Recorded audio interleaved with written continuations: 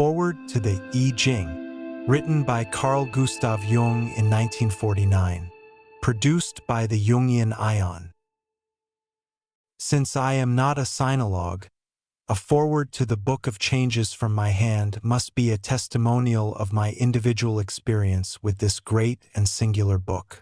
It also affords me a welcome opportunity to pay tribute again to the memory of my late friend, Richard Wilhelm. He himself was profoundly aware of the cultural significance of his translation of the I-Ching, a version unrivaled in the West. If the meaning of the Book of Changes were easy to grasp, the work would need no foreword. But this is far from being the case, for there is so much that is obscure about it that Western scholars have tended to dispose of it as a collection of magic spells, either too abstruse to be intelligible or of no value whatsoever. Legg's translation of the I-Ching, up to now the only version available in English, has done little to make the work accessible to Western minds. Wilhelm, however, has made every effort to open the way to an understanding of the symbolism of the text. He was in a position to do this because he himself was taught the philosophy and the use of the I-Ching by the venerable sage Lao Nisuan. Moreover, he had over a period of many years put the peculiar technique of the oracle into practice. His grasp of the living meaning of the text gives his version of the I-Ching a depth of perspective that an exclusively academic knowledge of Chinese philosophy could never provide. I am greatly indebted to Wilhelm for the light he has thrown upon the complicated problem of the I-Ching, and for insight into its practical application. For more than 30 years I have interested myself in this oracle technique, for it seemed to me of uncommon significance as a method of exploring the unconscious. I was already fairly familiar with the I-Ching when I first met Wilhelm in the early 1920s. He confirmed then what I already knew and taught me many things more. I do not know Chinese and have never been in China. I can assure my reader that it is not altogether easy to find the right approach to this monument of Chinese thought, which departs so completely from our ways of thinking. In order to understand what such a book is all about, it is imperative to cast off certain of our Western prejudices. It is a curious fact that such a gifted and intelligent people as the Chinese has never developed what we call science. Our science, however, is based upon the principle of causality, and causality is considered to be an axiomatic truth. But a great change in our standpoint is setting in. What Kant's critique of pure reason failed to do is being accomplished by modern physics. The axioms of causality are being shaken to their foundations. We know now that what we term natural laws are merely statistical truths and thus must necessarily allow for exceptions. We have not sufficiently taken into account as yet that we need the laboratory with its incisive restrictions in order to demonstrate the invariable validity of natural law. If we leave things to nature, we see a very different picture. Every process is partially or totally interfered with by chance, so much so that under natural circumstances a course of events absolutely conforming to specific laws is almost an exception. The Chinese mind, as I see it at work in the I-Ching, seems to be exclusively preoccupied with the chance aspect of events. What we call coincidence seems to be the chief concern of this peculiar mind, and what we worship as causality passes almost unnoticed. We must admit that there is something to be said for the immense importance of chance. An incalculable amount of human effort is directed to combating and restricting the nuisance or danger that chance represents. Theoretical considerations of cause and effect often look pale and dusty in comparison with the practical results of chance. It is all very well to say that the crystal of quartz is a hexagonal prism. The statement is quite true insofar as an ideal crystal is envisaged. But in nature one finds no two crystals exactly alike, although all are unmistakably hexagonal. The actual form, however, seems to appeal more to the Chinese sage than the ideal one. The jumble of natural laws constituting empirical reality holds more significance for him than a causal explanation of events that, in addition, must usually be separated from one another in order to be properly dealt with. The manner in which the I-Ching tends to look upon reality seems to disfavor our causal procedures. The moment under actual observation appears to the ancient Chinese view more of a chance hit than a clearly defined result of concurrent causal chains. The matter of interest seems to be the configuration formed by chance events at the moment of observation, and not at all the hypothetical reasons that seemingly account for the coincidence. While the Western mind carefully sifts, weighs, selects, classifies, isolates, the Chinese picture of the moment encompasses everything down to the minutest nonsensical detail, because all of the ingredients make up the observed moment. Thus it happens that when one throws the 3 coins or counts through the 49 yarrow stalks, these chance details enter into the picture of the moment of observation and form a part of it. A part that is insignificant to us, yet most meaningful to the Chinese mind. With us, it would be a banal and almost meaningless statement, at least on the face of it, to say that whatever happens in a given moment has inevitably the quality peculiar to that moment. This is not an abstract argument, but a very practical one. There are certain connoisseurs who can tell you merely from the appearance, taste, and behavior of a wine the site of its vineyard and the year of its origin. There are antiquarians who with almost uncanny accuracy will name the time and place of origin and the maker of an objet d'art or piece of furniture on merely looking at it. And there are even astrologers who can tell you, without any previous knowledge of your nativity, what the position of sun and moon was and what zodiacal sign rose above the horizon at the moment of your birth. In the face of such facts, it must be admitted that moments can leave long-lasting traces. In other words, whoever invented the I-Ching was convinced that the hexagram worked out in a certain moment coincided with the latter in quality no less than in time. To him, the hexagram was the exponent of the moment in which it was cast, even more so than the hours of the clock or the divisions of the calendar could be, inasmuch as the hexagram was understood to be an indicator of the essential situation prevailing at the moment of its origin. This assumption involves a certain curious principle which I have termed synchronicity, a concept that formulates a point of view diametrically opposed to that of causality. Since the latter is a merely statistical truth and not absolute, it is a sort of working hypothesis of how events evolve one out of another, whereas synchronicity takes the coincidence of events in space and time as meaning something more than mere chance, namely, a peculiar interdependence of objective events among themselves as well as with the subjective, psychic states of the observer or observers. The ancient Chinese mind contemplates the cosmos in a way comparable to that of the modern physicist, who cannot deny that his model of the world is a decidedly psychophysical structure. The microphysical event includes the observer just as much as the reality underlying the I-Ching comprises subjective, i.e., psychic conditions in the totality of the momentary situation. Just as causality describes the sequence of events, so synchronicity to the Chinese mind deals with the coincidence of events. The causal point of view tells us a dramatic story about how D came into existence. It took its origin from C, which existed before D, and C in its turn had a father, B, etc. The synchronistic view, on the other hand, tries to produce an equally meaningful picture of coincidence. How does it happen that a B, C, D, etc. appear all at the same moment and in the same place?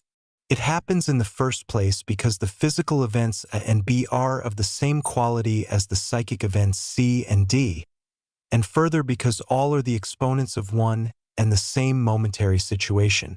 The situation is assumed to represent a legible or understandable picture.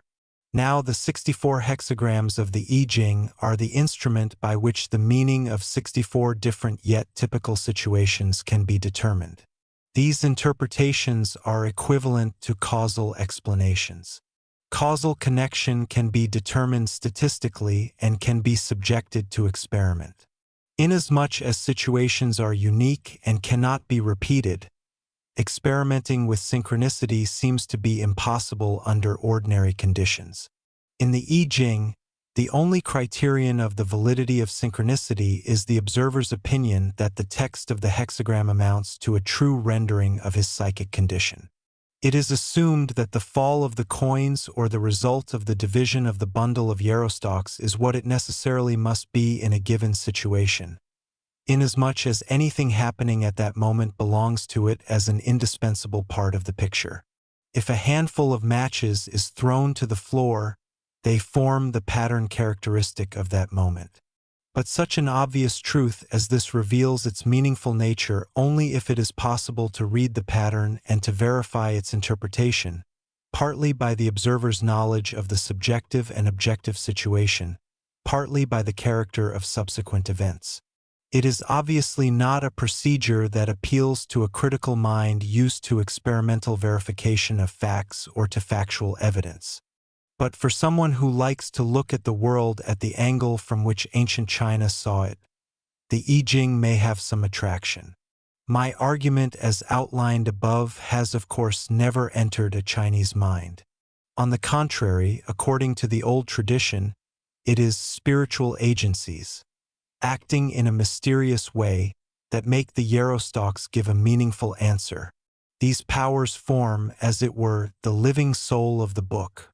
As the latter is thus a sort of animated being, the tradition assumes that one can put questions to the I-Ching and expect to receive intelligent answers. Thus it occurred to me that it might interest the uninitiated reader to see the I-Ching at work. For this purpose I made an experiment strictly in accordance with the Chinese conception. I personified the book in a sense, asking its judgment about its present situation, i.e., my intention to introduce it to the English-speaking public. Although this procedure is well within the premises of Taoist philosophy, it appears exceedingly odd to us. However, not even the strangeness of insane delusions or of primitive superstition has ever shocked me. I have always tried to remain unbiased and curious. Rerum novarum cupidus. Why not venture a dialogue with an ancient book that purports to be animated? There can be no harm in it, and the reader may watch a psychological procedure that has been carried out time and again throughout the millennia of Chinese civilization, representing to a Confucius or a Lao Tzu both a supreme expression of spiritual authority and a philosophical enigma. I made use of the coin method, and the answer obtained was hexagram 50, Ting, the cauldron. In accordance with the way my question was phrased, the text of the hexagram must be regarded as though the I-Ching itself were the speaking person. Thus it describes itself as a cauldron, that is, as a ritual vessel containing cooked food. Here the food is to be understood as spiritual nourishment. Wilhelm says about this, the Ting, as a utensil pertaining to a refined civilization, suggests the fostering and nourishing of able men, which redounded to the benefit of the state. Here we see civilization as it reaches its culmination in religion. The Ting serves in offering sacrifice to God. The supreme revelation of God appears in prophets and holy men. To venerate them is true veneration of God. The will of God, as revealed through them, should be accepted in humility. Keeping to our hypothesis, we must conclude that the I-Ching is here testifying concerning itself. When any of the lines of a given hexagram have the value of 6 or 9, it means that they are specially emphasized and hence important in the interpretation. In my hexagram, the spiritual agencies have given the emphasis of a 9 to the lines in the second and in the third place. The text says, 9 in the second place means, there is food in the Ting. My comrades are envious, but they cannot harm me. Good fortune. Thus the I-Ching says of itself, I contain spiritual nourishment. Since a share in something great always arouses envy, the chorus of the envious is part of the picture. The envious want to rob the I-Ching of its great possession, that is, they seek to rob it of meaning, or to destroy its meaning. But their enmity is in vain. Its richness of meaning is assured. That is, it is convinced of its positive achievements, which no one can take away. The text continues. 9 in the third place means, the handle of the ting is altered. One is impeded in his way of life.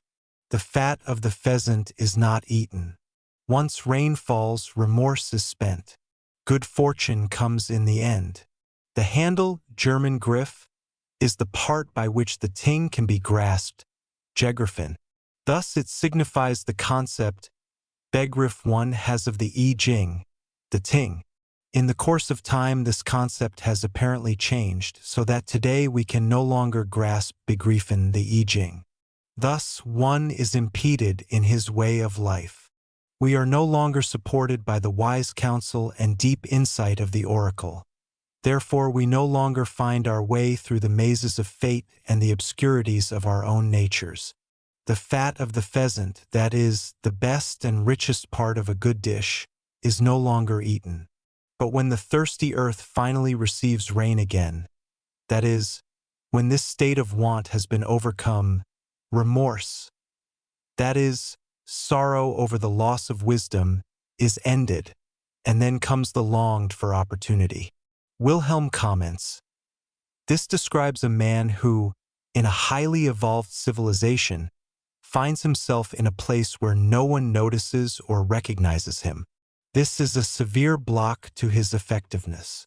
The I-Ching is complaining, as it were, that its excellent qualities go unrecognized and hence lie fallow. It comforts itself with the hope that it is about to regain recognition. The answer given in these two salient lines to the question I put to the I-Ching requires no particular subtlety for its interpretation, no artifices, and no unusual knowledge. Anyone with a little common sense can understand the meaning of the answer. It is the answer of one who has a good opinion of himself, but whose value is neither generally recognized nor even widely known. The answering subject has an interesting notion of itself. It looks upon itself as a vessel in which sacrificial offerings are brought to the gods, ritual food for their nourishment. It conceives of itself as a cult utensil serving to provide spiritual nourishment for the unconscious elements or forces, spiritual agencies, that have been projected as gods, in other words, to give these forces the attention they need in order to play their part in the life of the individual. Indeed, this is the original meaning of the word religio, a careful observation and taking account of, from religere, the numinous. The method of the I-Ching does indeed take into account the hidden individual quality in things and men, and in one's own unconscious self as well. I question the I-Ching as one questions a person whom one is about to introduce to friends. One asks whether or not it will be agreeable to him. In answer, the I-Ching tells me of its religious significance, of the fact that at present it is unknown and misjudged, of its hope of being restored to a place of honor. This last obviously with a sidelong glance at my as yet unwritten foreword, and above all at the English translation. This seems a perfectly understandable reaction, such as one could expect also from a person in a similar situation. But how has this reaction come about? Simply because I threw 3 small coins into the air and let them fall, roll, and come to rest, heads up or tails up as the case might be. This peculiar fact, that a reaction that makes sense arises out of a technique which at the outset seemingly excludes all sense, is the great achievement of the I-Ching. The instance I have just given is not unique. Meaningful answers are the rule. Western sinologues and distinguished Chinese scholars have been at pains to inform me that the I-Ching is a collection of obsolete magic spells. In the course of these conversations, my informant has sometimes admitted having consulted the oracle through a fortune-teller, usually a Taoist priest. This could be only nonsense, of course. But oddly enough, the answer received apparently coincided with the questioner's psychological blind spot remarkably well. I agree with Western thinking that any number of answers to my question were possible, and I certainly cannot assert that another answer would not have been equally significant. However, the answer received was the first and only one. We know nothing of other possible answers. Pleased and satisfied me. To ask the same question a second time would have been tactless, and so I did not do it. The master speaks but once. The heavy-handed pedagogic approach that attempts to fit irrational phenomena into a preconceived rational pattern is anathema to me. Indeed, such things as this answer should remain as they were when they first emerged to view, for only then do we know what nature does when left to herself undisturbed by the meddlesomeness of man. One ought not to go to dead bodies to study life. Moreover, a repetition of the experiment is impossible, for the simple reason that the original situation cannot be reconstructed. Therefore, in each instance, there is only a first and single answer. To return to the hexagram itself.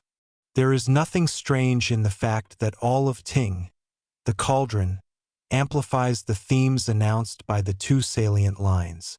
The first line of the hexagram says, "A Ting with legs upturned," furthers removal of stagnating stuff. One takes a concubine for the sake of her son. No blame. A Ting that is turned upside down is not in use. Hence the I-Ching is like an unused cauldron. Turning it over serves to remove stagnating matter. As the line says, just as a man takes a concubine when his wife has no son, so the I-Ching is called upon when one sees no other way out. Despite the quasi-legal status of the concubine in China, she is in reality only a somewhat awkward makeshift. So likewise the magic procedure of the oracle is an expedient that may be utilized for a higher purpose. There is no blame, although it is an exceptional recourse. The second and third lines have already been discussed. The fourth line says, "The legs of the Ting are broken. The prince's meal is spilled, and his person is soiled. Misfortune." Here the Ting has been put to use, but evidently in a very clumsy manner. That is, the oracle has been abused or misinterpreted. In this way, the divine food is lost, and one puts oneself to shame. Leg translates as follows: its subject will be made to blush for shame. Abuse of a cult utensil such as the Ting, i.e. the I-Ching, is a gross profanation. The I-Ching is evidently insisting here on its dignity as a ritual vessel and protesting against being profanely used. The fifth line says, "The Ting has yellow handles, golden carrying rings. Perseverance furthers." The I-Ching has, it seems, met with a new, correct, yellow understanding, that is, a new concept grif by which it can be grasped. This concept is valuable, golden. There is indeed a new edition in English, making the book more accessible to the Western world than before. The sixth line says, "The Ting has rings of jade. Great good fortune. Nothing that would not act to further." Jade is distinguished for its beauty and soft sheen. If the carrying rings are of jade, the whole vessel is enhanced in beauty, honor, and value. The I-Ching expresses itself here as being not only well satisfied but indeed very optimistic. One can only await further events and in the meantime remain content with the pleasant conclusion that the I-Ching approves of the new edition. I have shown in this example as objectively as I can how the oracle proceeds in a given case. Of course, the procedure varies somewhat according to the way the question is put. If, for instance, a person finds himself in a confusing situation, he may himself appear in the oracle as the speaker. Or, if the question concerns a relationship with another person, that person may appear as the speaker. However, the identity of the speaker does not depend entirely on the manner in which the question is phrased, inasmuch as our relations with our fellow beings are not always determined by the latter. Very often our relations depend almost exclusively on our own attitudes, though we may be quite unaware of this fact. Hence, if an individual is unconscious of his role in a relationship, there may be a surprise in store for him. Contrary to expectation, he himself may appear as the chief agent, as is sometimes unmistakably indicated by the text. It may also happen that we take a situation too seriously and consider it extremely important, whereas the answer we get on consulting the I-Ching draws attention to some unsuspected other aspect implicit in the question. Such instances might at first lead one to think that the oracle is fallacious. Confucius is said to have received only one inappropriate answer, i.e. hexagram 22, grace, a thoroughly aesthetic hexagram. This is reminiscent of the advice given to Socrates by his demon. You ought to make more music, whereupon Socrates took to playing the flute.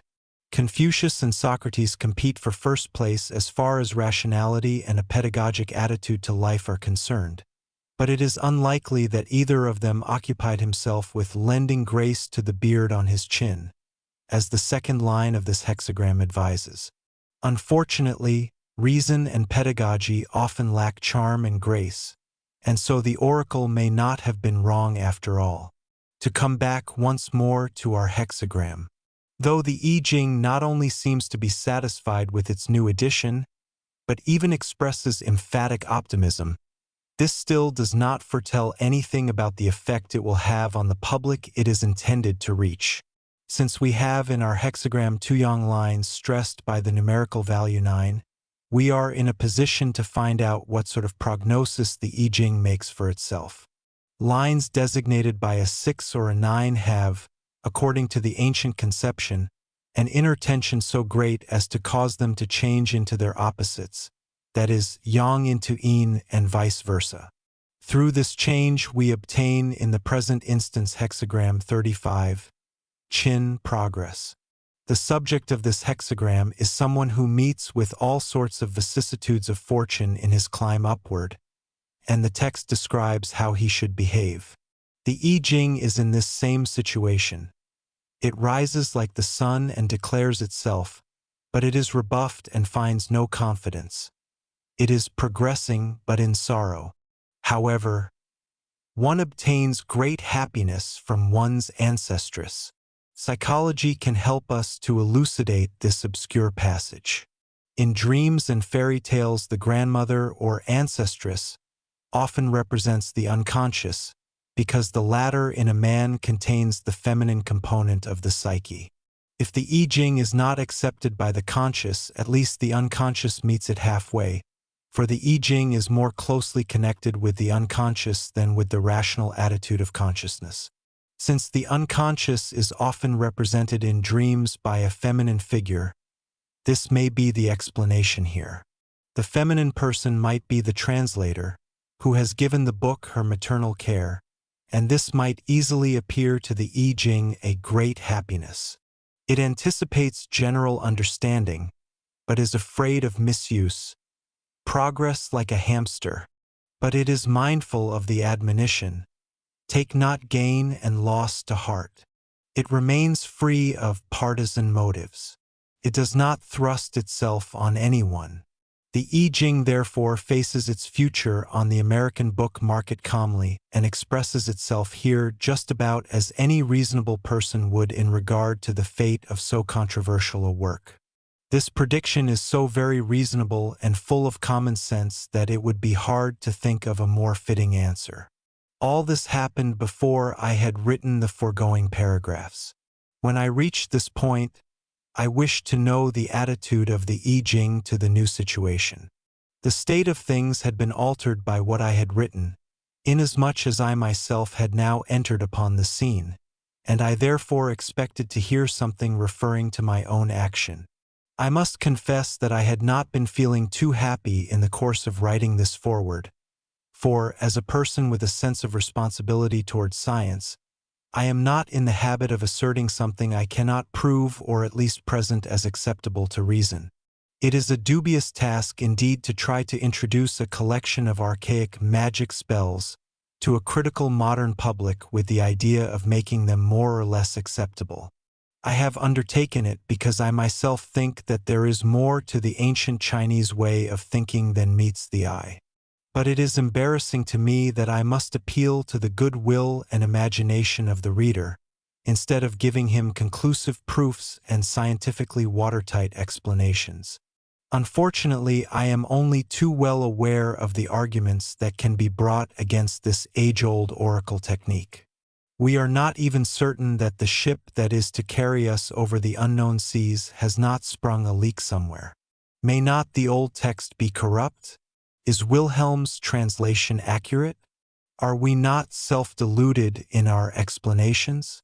The I-Ching insists upon self-knowledge throughout.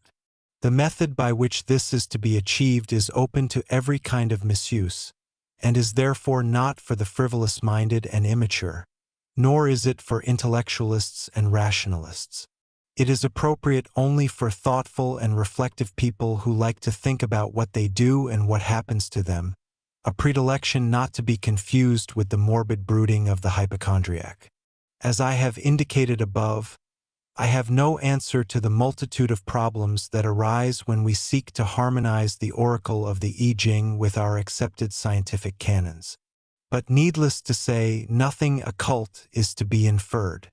My position in these matters is pragmatic, and the great disciplines that have taught me the practical usefulness of this viewpoint are psychotherapy and medical psychology.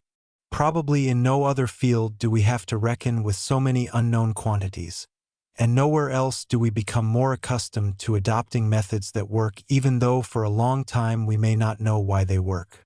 Unexpected cures may arise from questionable therapies and unexpected failures from allegedly reliable methods. In the exploration of the unconscious, we come upon very strange things, from which a rationalist turns away with horror, claiming afterward that he did not see anything. The irrational fullness of life has taught me never to discard anything, even when it goes against all our theories, so short-lived at best, or otherwise admits of no immediate explanation. It is of course disquieting, and one is not certain whether the compass is pointing true or not. But security, certitude, and peace do not lead to discoveries. It is the same with this Chinese mode of divination. Clearly the method aims at self-knowledge, though at all times it has also been put to superstitious use. I of course am thoroughly convinced of the value of self-knowledge, but is there any use in recommending such insight when the wisest of men throughout the ages have preached the need of it without success? Even to the most biased eye, it is obvious that this book represents one long admonition to careful scrutiny of one's own character, attitude, and motives. This attitude appeals to me and has induced me to undertake the Foreword. Only once before have I expressed myself in regard to the problem of the I-Ching. This was in a memorial address in tribute to Richard Wilhelm. For the rest, I have maintained a discreet silence. It is by no means easy to feel one's way into such a remote and mysterious mentality as that underlying the I-Ching. One cannot easily disregard such great minds as Confucius and Lao Tzu, if one is at all able to appreciate the quality of the thoughts they represent. Much less can one overlook the fact that the I-Ching was their main source of inspiration. I know that previously I would not have dared to express myself so explicitly about so uncertain a matter. I can take this risk because I am now in my 8th decade, and the changing opinions of men scarcely impress me any more. The thoughts of the old masters are of greater value to me than the philosophical prejudices of the Western mind. I do not like to burden my reader with these personal considerations, but, as already indicated, one's own personality is very often implicated in the answer of the oracle. Indeed, in formulating my question, I even invited the oracle to comment directly on my action. The answer was hexagram 29, Ken, the abysmal. Special emphasis is given to the third place by the fact that the line is designated by a 6. This line says, forward and backward, abyss on abyss. In danger like this, pause at first and wait, otherwise you will fall into a pit in the abyss. Do not act in this way. Formerly I would have accepted unconditionally the advice, do not act in this way.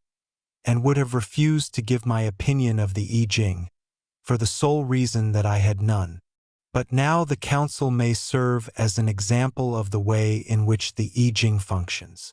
It is a fact that if one begins to think about it, the problems of the I-Ching do represent abyss on abyss, and unavoidably one must pause at first and wait in the midst of the dangers of limitless and uncritical speculation. Otherwise, one really will lose one's way in the darkness. Could there be a more uncomfortable position intellectually than that of floating in the thin air of unproven possibilities, not knowing whether what one sees is truth or illusion? This is the dreamlike atmosphere of the I-Ching, and in it one has nothing to rely upon except one's own so fallible subjective judgment. I cannot but admit that this line represents very appropriately the feelings with which I wrote the foregoing passages. Equally fitting is the comforting beginning of this hexagram. If you are sincere, you have success in your heart, for it indicates that the decisive thing here is not the outer danger but the subjective condition, that is, whether one believes oneself to be sincere or not. The hexagram compares the dynamic action in this situation to the behavior of flowing water, which is not afraid of any dangerous place but plunges over cliffs and fills up the pits that lie in its course, can also stands for water. This is the way in which the superior man acts and carries on the business of teaching. Can is definitely one of the less agreeable hexagrams. It describes a situation in which the subject seems in grave danger of being caught in all sorts of pitfalls. I have found that can often turned up with patients who were too much under the sway of the unconscious, water, and hence threatened with the possible occurrence of psychotic phenomena. If one were superstitious, one would be inclined to assume that some such meaning attaches intrinsically to this hexagram. But just as, in interpreting a dream, one must follow the dream text with the utmost exactitude, so in consulting the oracle one must keep in mind the form of the question put, for this sets a definite limit to the interpretation of the answer. When I consulted the oracle the first time, I was thinking above all of the meaning for the I-Ching of the foreword I had still to write. I thus put the book in the foreground and made it, so to speak, the acting subject. But in my second question, it is I who am the acting subject. So it would be illogical to take the I-Ching as the subject in this case too, and, in addition, the interpretation would become unintelligible. But if I am the subject, the interpretation is meaningful to me, because it expresses the undeniable feeling of uncertainty and risk present in my mind. If one ventures upon such uncertain ground, it is easy to come dangerously under the influence of the unconscious without knowing it. The first line of the hexagram notes the presence of the danger. In the abyss one falls into a pit. The second line does the same, then adds the counsel. One should strive to attain small things only. I apparently anticipated this advice by limiting myself in this foreword to a demonstration of how the I-Ching functions in the Chinese mind, and by renouncing the more ambitious project of writing a psychological commentary on the whole book. The simplification of my task is expressed in the fourth line, which says, "A jug of wine, a bowl of rice with it, earthen vessels.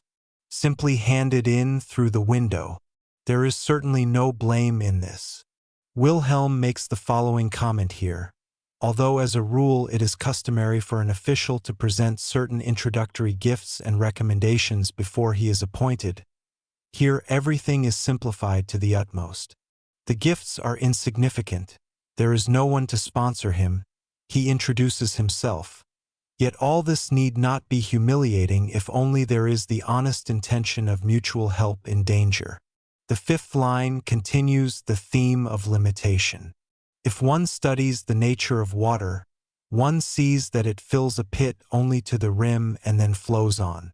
It does not stay caught there. The abyss is not filled to overflowing, it is filled only to the rim.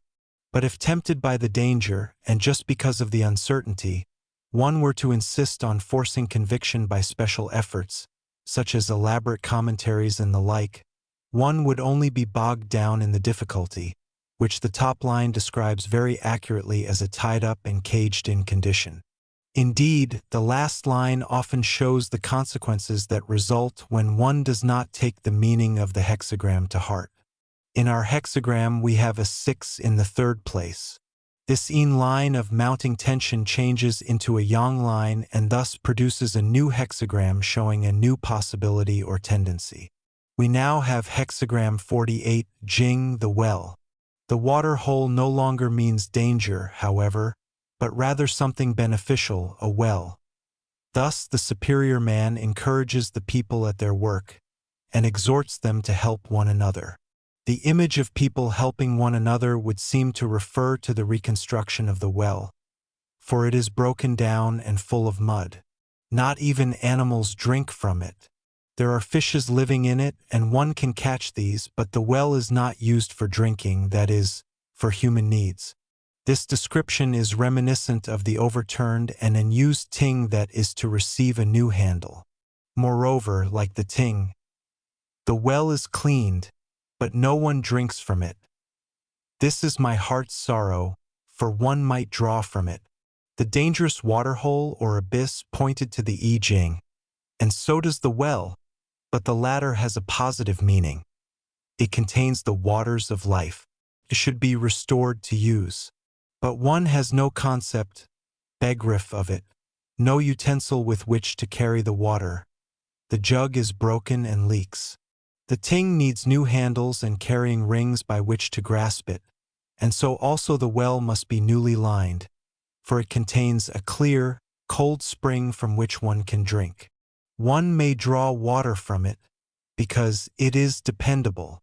It is clear that in this prognosis the speaking subject is once more the I-Ching, representing itself as a spring of living water. The previous hexagram described in detail the danger confronting the person who accidentally falls into the pit within the abyss. He must work his way out of it, in order to discover that it is an old, ruined well, buried in mud, but capable of being restored to use again. I submitted 2 questions to the method of chance represented by the coin oracle, the second question being put after I had written my analysis of the answer to the first. The first question was directed, as it were, to the I-Ching. What had it to say about my intention to write a foreword? The second question concerned my own action, or rather the situation in which I was the acting subject who had discussed the first hexagram. To the first question, the I-Ching replied by comparing itself to a cauldron, a ritual vessel in need of renovation, a vessel that was finding only doubtful favor with the public. To the second question, the reply was that I had fallen into a difficulty, for the I-Ching represented a deep and dangerous waterhole in which one might easily be bogged down. However, the waterhole proved to be an old well that needed only to be renovated in order to be put to useful purposes once more. These 4 hexagrams are in the main consistent as regards theme, vessel, pit, well, and as regards intellectual content, they seem to be meaningful. Had a human being made such replies, I should, as a psychiatrist, have had to pronounce him of sound mind, at least on the basis of the material presented. Indeed, I should not have been able to discover anything delirious, idiotic, or schizophrenic in the 4 answers. In view of the I-Ching's extreme age and its Chinese origin, I cannot consider its archaic, symbolic, and flowery language abnormal. On the contrary, I should have had to congratulate this hypothetical person on the extent of his insight into my unexpressed state of doubt. On the other hand, any person of clever and versatile mind can turn the whole thing around and show how I have projected my subjective contents into the symbolism of the hexagrams. Such a critique, though catastrophic from the standpoint of Western rationality, does no harm to the function of the I-Ching. On the contrary, the Chinese sage would smilingly tell me, "Don't you see how useful the I-Ching is in making you project your hitherto unrealized thoughts into its abstruse symbolism? You could have written your foreword without ever realizing what an avalanche of misunderstanding might be released by it. The Chinese standpoint does not concern itself with the attitude one takes toward the performance of the oracle. It is only we who are puzzled because we trip time and again over our prejudice, viz. the notion of causality. The ancient wisdom of the East lays stress upon the fact that the intelligent individual realizes his own thoughts, but not in the least upon the way in which he does it. The less one thinks about the theory of the I-Ching, the more soundly one sleeps. It would seem to me that on the basis of this example, an unprejudiced reader should now be in a position to form at least a tentative judgment on the operation of the I-Ching. More cannot be expected from a simple introduction. If by means of this demonstration I have succeeded in elucidating the psychological phenomenology of the I-Ching, I shall have carried out my purpose. As to the thousands of questions, doubts, and criticisms that this singular book stirs up, I cannot answer these. The I-Ching does not offer itself with proofs and results. It does not vaunt itself, nor is it easy to approach. Like a part of nature, it waits until it is discovered.